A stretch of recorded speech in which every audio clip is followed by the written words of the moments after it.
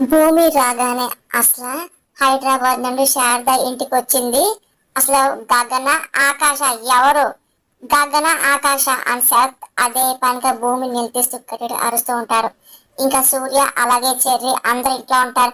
అయినా భూమి నిజమే చెప్తున్న గ్యారెంటీ ఏంటి? అతను ఆకాశాన్ని అనుమానం వచ్చింది కదా, కొడైకెనాల్ వెళ్ళి అతను ఆకాశ చూస్తే అయిపోతుందిగా అని చెప్పి అపూర్ణ మాటలకి భూమి టెన్షన్ స్టార్ట్ అవుతుంది. వెంటనే కొడైకెనాల్ కి వెళ్దాము, నువ్వు కూడా మాతో వస్తున్నావు అని చెప్పి శరత్ అంటూ, ఇదిగో అక్కడ ఉన్నది ఆకాశ గగన అన్నది ఈ రోజు నిజం తేల్చేద్దాం అని చెప్పి శరత్ చాలా ఆవేశంగా అరుస్తూ ఉంటాడు.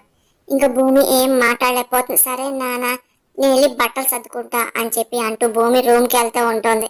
ఇంకా అందరూ భూమి కోసం వెయిట్ చేస్తూ ఉంటారు. ఇంకా భూమి రూమ్ లోకి వచ్చి ఇంకా వాష్రూమ్కి వచ్చి అదే పనిగా ఆకాష్ కాల్ చేస్తూ ఉంటుంది. ఇంకా భూమి కాల్ చేసి చెప్పి ఆకాష్ చూడపోతుంటాడు. అప్పుడు ఇంకా తార వచ్చి గట్టిగా ఆకాష్ నుండి హక్ చేసుకుంటుంది. ఇంకా ఆకాష్ చాలా సంతోషపడుతూ ఉంటాడు. ఇంకా తార వదలకుండా గట్టిగా ఆకాష్ ని పట్టుకుంటుంది.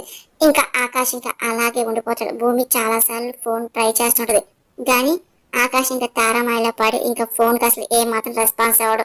ఇంకా చాలా హ్యాపీ ఫీల్ అవుతూ ఉంటాడు. ఇంకా భూమికి ఇంకా ఏం చేద్దాం టెన్షన్ పడిపోతూ ఉంటుంది. ఇంకా అదే పనిగా కాల్ చేస్తుంటది. ఇంకా అపూర్వ ఎలాగైనా సరే అక్కడ ఉన్నది ఆకాశం చెప్పి నిరూపించే ప్రయత్నం చేస్తూ ఉంటుంది.